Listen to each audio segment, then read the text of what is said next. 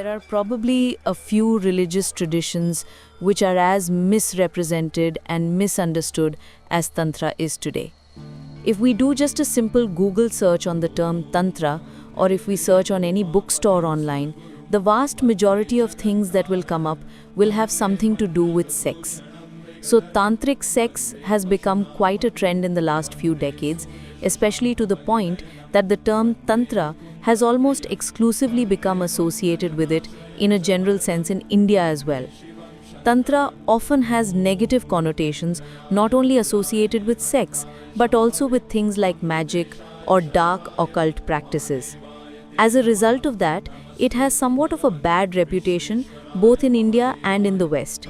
But in fact, Tantra is so much more than this.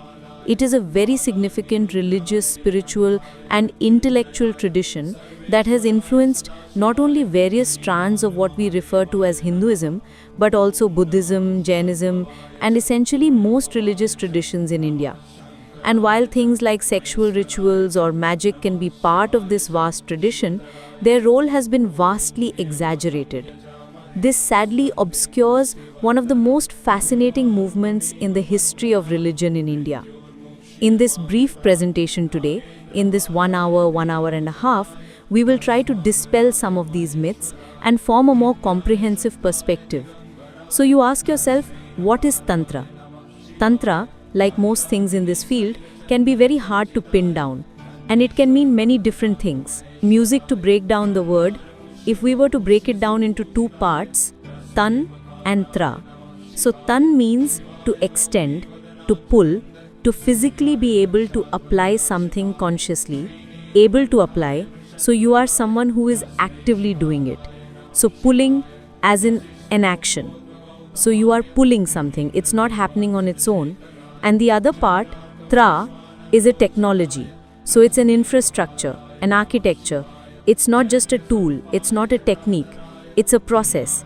It's a technology, like a technology of machinery. So Tantra means something that you can apply to something which is existing. So someone must be there to apply it, and something must be there on which the application can be applied.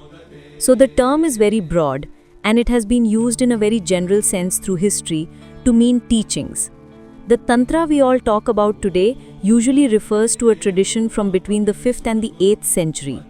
The teachings of Tantra were distinct from and often stand in stark contrast with the Vedic texts of the Brahmanical tradition. These tantric teachings became very significant and were quite often popular among a wide span of people because they were very inclusive in themselves. People of all castes in India could read and engage with them since they were written in a more accessible language as opposed to the Sanskrit of the Vedas, which was a much more elitist Brahminical tradition. So it appealed to both men and women and was generally open to participants of all walks of life. Before we continue any further, it's very important to keep in mind that terms like Tantricism is a modern Western construct. It is an umbrella term that is used to refer to a very wide, heterogeneous and hard to define set of ideas and practices.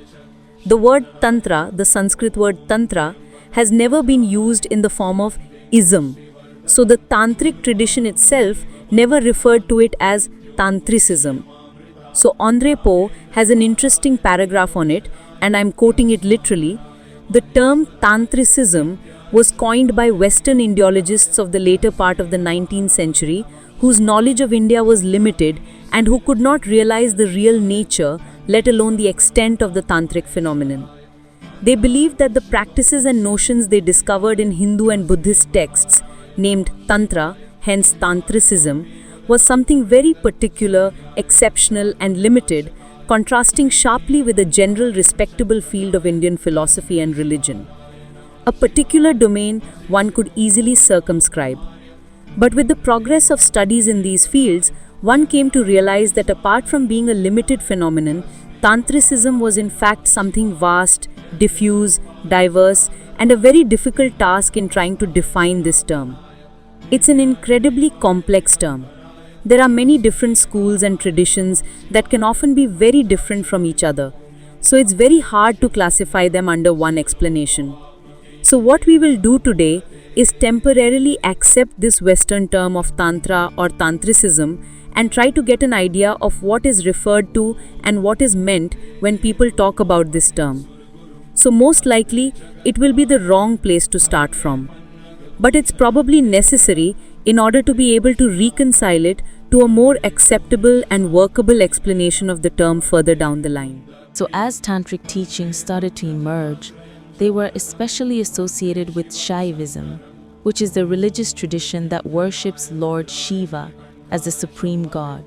Before we go any further into these classifications, we need just to remind ourselves of the very slippery nature of terms that end with ism, the biggest of them being Hinduism. As some of you might already know, the term Hinduism is a rather late term that really functions more as an umbrella term for a very broad range of different religious traditions in India. It consists of different religions altogether. So Hinduism contains an enormous diversity of very different traditions. There is the Brahmanical tradition connected to the Vedic scriptures and its rituals. There are many different philosophical schools, such as Vaishnavism, and there is also Shaivism. The Shivites put an emphasis on Shiva as the highest god and worship him, as well as the other divine manifestations associated with him, like Lord Ganesha, Ma Parvati, Ma Kali, and so on. And Shaivism is rather unique among the Hindu traditions. So you might know that one thing that connects all the traditions that fall under Hinduism is their connection to the Vedic scriptures. But there are exceptions to this, and Shaivism is one such example. It should be remembered that all of these traditions mentioned before, like Vaishnavism, Shaivism, are not mutually exclusive. The lines between them are not set in stone, and the same is true even in the case of Shaivism. So there have been many attempts to connect Shaivism to the Vedas, but at its base, it has very different roots. So in Shaivism, the Vedas are not thought to be the source of the tradition. Rather than evolving around the highest caste, the Brahmins, as a Vedic religion does, Shaivism is closer to what some would call a folk religion. It's not as hierarchical and involves people from all walks of life in a more direct way. And rather than the Vedas, it is more associated with and based in scriptures and teachings of Tantra. So in this way, the Tantric teachings sometimes could even stand in contrast to the Vedas. But yet, of course, the different traditions have influenced each other. So as mentioned, there are no lines set in stone. Even though Tantrism is primarily associated with Shaivism and has been most influential on that movement, it is a tradition that spans across lines of different schools and even religions. For example, it has also come to have a major influence on certain strands of Buddhism. For example, the Vajrayana Buddhism, which has become dominant in Tibet. Tibetan Buddhism is highly tantric in nature. So there is Shiva Tantra, there is Buddhist Tantra, there is Vaishnava Tantra, there is Jain Tantra, and so on and so on. In other words, Tantra is a kind of self-contained tradition of philosophy and practice that emerged in a diverse and dynamic environment and came to influence various religious traditions. We have done a brief religious history, but the question remains, what is Tantra? What is it about? What are the characteristics of Tantra and these tantric teachings? If I could say, the main feature of Tantra, the primary feature of Tantra, is that it is very highly practical. So it places a huge emphasis on the body and the experience of the senses as a tool or a means to liberation. It is not just a speculative philosophy, but it takes a certain philosophy and puts it into practice. It teaches techniques that can be employed to reach the divine and often become one with it. So there are a few things that are often characterized as being tantric in nature, which make Tantra Tantra, as it were. First of all, it definitely is an esoteric tradition. It is a movement that places an importance on secrecy and on teachings that are only disclosed to those that are initiated by a guru. So Tantrism involves the teacher-student relationship as a very essential component. The guru is the only person who can properly teach an initiated student the esoteric tantric practices. But what are these practices? In Tantra, there is often, although not always, a focus on non-dualism or on monistic metaphysics. And the goal of tantric practices is often aimed at uniting with God or aligning one's consciousness to that essential oneness. And this is done through things like mantras, meditation, visualization practices, the use of tantras, breathing techniques, the theories and practices involving energy centers in the body called chakras, the cultivation of the energy known as kundalini, as well as fascinating forms of linguistic mysticism. Most of you most likely have heard many of these things and concepts before, as they are quite famous in many different circles, and many of them have direct associations with Tantra and may even originate in Tantra. So to explore some of them in a bit more detail, mantras are of course very well known and used widely in different traditions. This is one of those tantric practices that goes back very far into the past, maybe even before the emergence of the tantric teachings. Some of the Vedic scriptures, for example, talk about mantras, that is, sounds, words, and phrases that are chanted or that can have significant symbolic and practical meanings. The most famous example is Om, according to the Upanishads, which has a very important role to play in the generation of the cosmos, in the creation, with some kind of underlying cosmic sound or vibration at the core of the reality. In Tantra, different mantras are central to its practices, and these mantras have very deep meanings. Indeed, mantras in themselves are quite esoteric. They are taught by a guru to his student, and the deeper esoteric meaning of these tantras is also taught by the same guru. Other tantric practices connected to these include various breathing techniques in association with meditation as well as the mantra. Yantras or mandalas are also strongly associated with Tantra.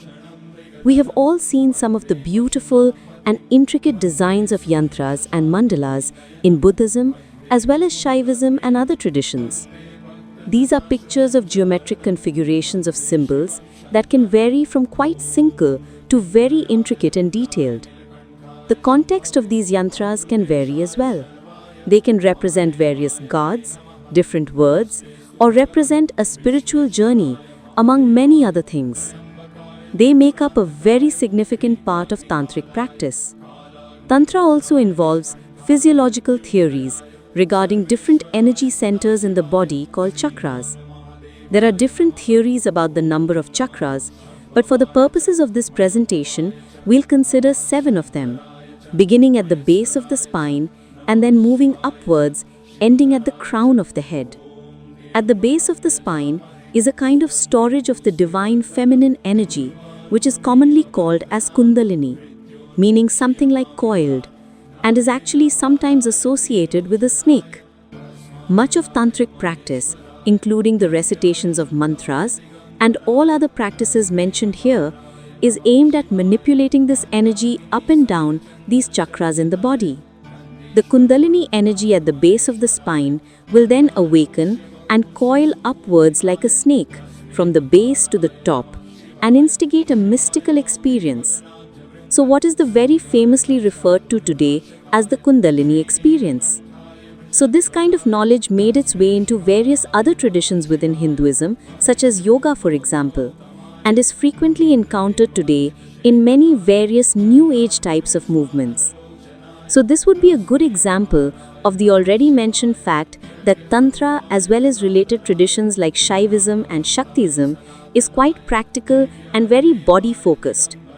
So this, for example, is in contrast to other schools of thought within Hinduism, such as the Vedanta, for example, which is often focused more on escaping the mundane material world and practicing renunciation. So they withdraw from the material mundane and instead focus on the spiritual side or to reach a more spiritual state. In contrast to that, Tantra and its related traditions are very heavily focused on the body and using the body as the vessel through which to attain enlightenment or liberation. Instead of forsaking the material, this tradition sees the body as an important tool and the experience of the senses as central parts in spiritual practice. So Tantra often conceives of the microcosm of the human body and soul as a reflection or as being identical to the macrocosm of reality. And in general, there is a huge emphasis on using the mundane to reach the supramundane. So if you were to quote Robert Brown on this, the tools in Tantra are less doctrines and beliefs, and they are concrete things that the practitioner learns to manipulate in certain specific ways, sequences, and patterns. This involves actions and processes with things being taken through time and space. Indeed, the ultimate tool in Tantra is the human body, both outside and inside, both the anatomical body of arms, hands, tongue, heart, genitals, and the mind, and the yogic anatomy such as chakras and nadis. It is a control of the body as a tool used to activate processes that connect a practitioner with the universal power to reach their goal. Related to this is also the fact that most practitioners associated with Tantra, Shaivism, and Shaktism are not renouncing ascetics, but are usually normal people living a householder's life. In Shaivism, this active, creative, material part of reality in the world is identified with the feminine divine known as Shakti. So in Shaivism, Shiva is considered a supreme god.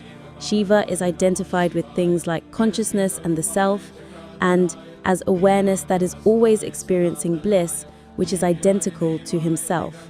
So as always, there are different schools of Shaivism. Of course, there are the Vedanta Shaivites, which have a more classical, theistic or dualistic view of Shiva as an external deity. But there is also, and perhaps more significant in relation to Tantra, a non-dualistic strand of Shaivism. The non-dual Shaivism is an absolutely fascinating tradition, and we will go into it in much more depth in future discussions. But in brief, this school conceives of Shiva as the reality of all things. So Shiva is absolute reality and is often conceived as a male and female figure. So Shiva and Shakti, Shiva is a supreme essence, consciousness, which is aware of itself. But through a vibration of this consciousness, things are created and exist within its awareness.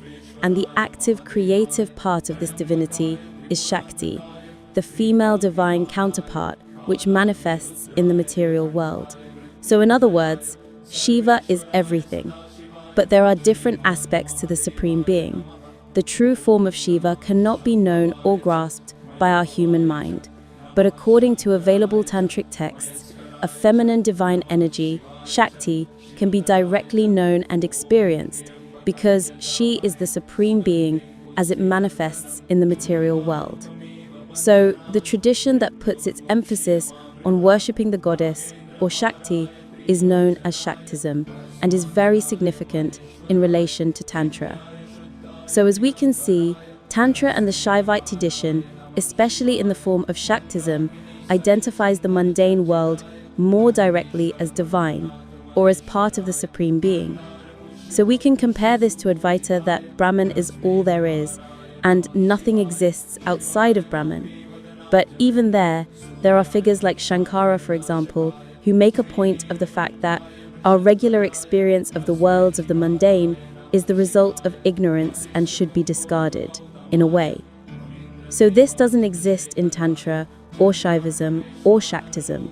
The mundane world as experienced and in its dynamic multiplicity and bodily experience is outright identified with the divine, is identified with God.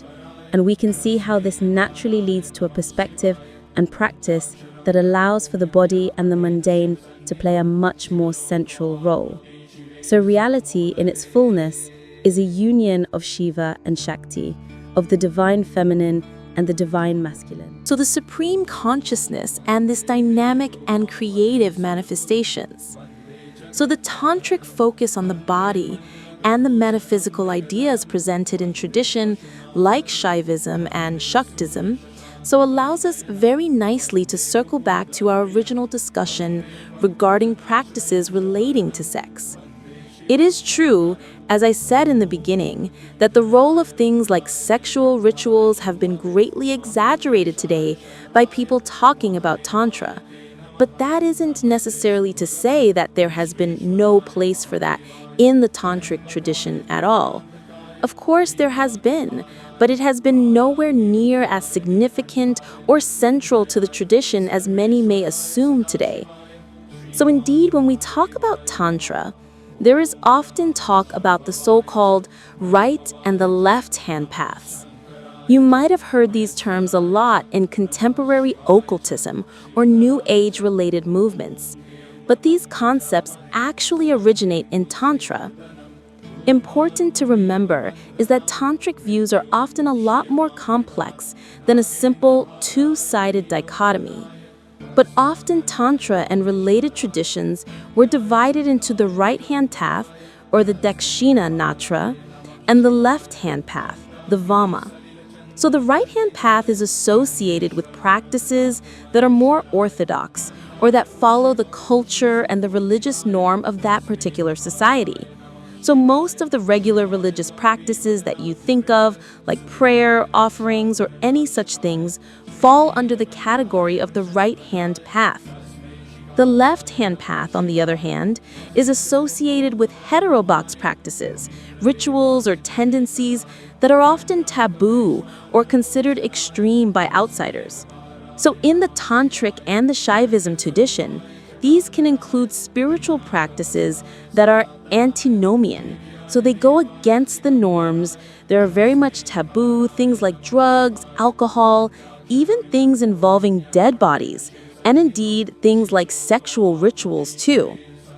A famous contemporary example, one which you most likely have seen in many YouTube videos of a left-hand tradition of Shaivism, are the Aghoris. So you have seen them performing such things as meditating on dead bodies, smearing themselves with human ashes, and they do all this in an attempt to collapse the distinction between pure and impure in order to recognize the non-dual nature of reality and Shiva. So this has been an important part of the Tantric practices as well. So the so-called left-hand path of the antinomian practices that go against the norms and are sometimes considered taboo. Important to remember is that this is indeed only one school or tendency within this tradition and does not present all of the Shaivism or Tantra. But there is indeed another tradition, like the Galya, a certain school of non-dual and often Shakti-oriented Shaivism, that we see the practice of sexual rituals. So this is a very complex and intricate topic with both physical and metaphysical implications, and we can see how it naturally stems from the tantric focus on the body as a very important vessel for spiritual development and enlightenment. The experience of sex is indeed one of the most powerful sense experiences we can have as human beings. In these traditions, though, it will often be emphasized that these practices are never about pleasure. So often rituals involving sex are always held in very controlled environments under the supervision of a guru and are only performed when the practitioners have reached the state where he or she doesn't get absorbed by the physical or the sensual pleasure of the act, but instead, the sexual act becomes symbolic, mirroring the nature of Shiva and reality. In Shaivism, there is an important idea of divine masculine and feminine, Shiva and Shakti, uniting as an essential aspect of divinity and reality. So the earthly sexual act becomes a mirroring of this union, the union of masculine and feminine. And for the human practitioner, it's a disappearance of separateness in that union, which also becomes a kind of union with the divine itself. and that can thus serve as a very important catalyst for spiritual transformation. Indeed, sexual symbolism and expressions are quite common in the Shaivism tradition in general. We can see it in various pieces of art, and there is pronounced eroticism in this art form on display a lot of the time. So this is a characteristic of a lot of Shaivism in comparison to other Hindu traditions. Its expressions are often very colorful. They can be violent, scary, and overly sexual, which all represents important factors and aspects of divinity, in a metaphorical sense, but also non-metaphorical, so of this world. So you can see, there definitely have existed ritual and expressions related to sex within the strands of Tantra. But its role in the West has been hugely exaggerated. Only in the 20th century, with figures like Aleister Crowley, Ed Grant, and other similar figures, has this strong connection started to develop in Western esotericism and in New Age movements. Tantra has thus become limited to its sexual aspects, which historically has only served as one relatively very significant part of a vast tradition of ritual practices and ideas. To summarize, Tantra is a very difficult concept to grasp, and the term itself, Tantra, is just a modern, scholarly Western construct that tries to encapsulate a very broad and heterogeneous tradition that spans across the religions of Hinduism, Buddhism, and Jainism. Tantra in its core is this sophisticated and ancient technology. It's a tool, an equipment of the spirit crafted by the ancient sages. This technology was designed not just for the mere manipulation of the material world, which is how it's used these days by most tantric circles, unfortunately. The sages crafted it for a far more ambitious purpose: the transformation of the self, the transcendence of the soul. So those ancient teachings, that wisdom of authentic teachings, will help us steer away from the misconception and towards the depth of true understanding. Tantra is the tool. So is the boat, capable of bearing you, the seeker, the practitioner, across the river of turmoil in life. However, this journey is also quite dangerous. It is dangerous for those who are deeply connected to their earthly desires. The deeper you go into this journey, the more you will shed your artificial constructs, those artificial, egoistic constructs which have accompanied you for your entire life up to this point. So this is easier said than done and is in fact shocking for most individuals. So throwing away from your core the labels, the masks that you have been wearing through your entire life, it's a very painful experience and can lead most to disarray. This is why you might have heard that it is often said that this journey is for the courageous. The tantric journey is only for the courageous. To navigate it, you must deeply grasp its application and diligently practice the tantric methods. Those methods offer you the freedom to explore, to find that place you can truly call home. In the heart of Tantra lies the dynamic interplay of energy and consciousness. Through rigorous practices, we will learn how to harness these cosmic forces, how to channel them towards the goal of achieving mukti, the liberation. It is in those silent moments of self-reflection, in that sacred space of inner stillness, that Tantra reveals its true power. It reveals the ability to transform that raw lead of human experience into the gold of spiritual awakening. So we will aim to achieve that awakening through a mix of techniques, and in our tradition, in the tradition of the sages, there exists a multitude of such techniques. These techniques are designed to harness the chaos within and to focus the mind in the midst of the disorder in our lives. With continued practice and dedication to these techniques, the seeker, the practitioner, will attain mukti, the liberation. So the liberation from the tumultuous dance of thoughts in our mind. So we will be able to step into a state of serene clarity as we incorporate those techniques and practices in our daily lives. You'll be able to experience the breakthrough, the transcendence beyond the visible and the tangible. The foundation of being able to grasp any of these techniques is the ability to maintain focused attention. That is the essence of attaining yoga. Yoga is the ancient Sanskrit term for union.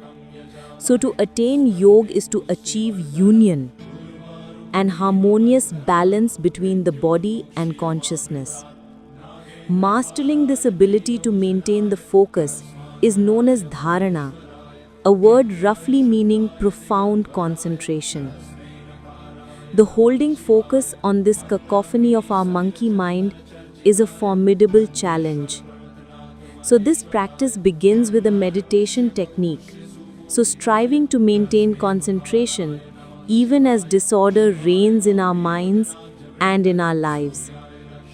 It's a simple but very powerful technique which we will be going through in our upcoming programs and discussions. So we will delve much deeper into that meditation technique, into its application, and we'll be meditating upon the layers of self and the essence of focus. So we hope that this initial presentation has made you interested to continue exploring this journey and into learning more about these practices and techniques and how to apply them in your daily lives. So we look very much forward to continue this communication, and please keep an eye out for our next series of programs where the wisdom of the tradition of the Nath sages will be revealed in further detail.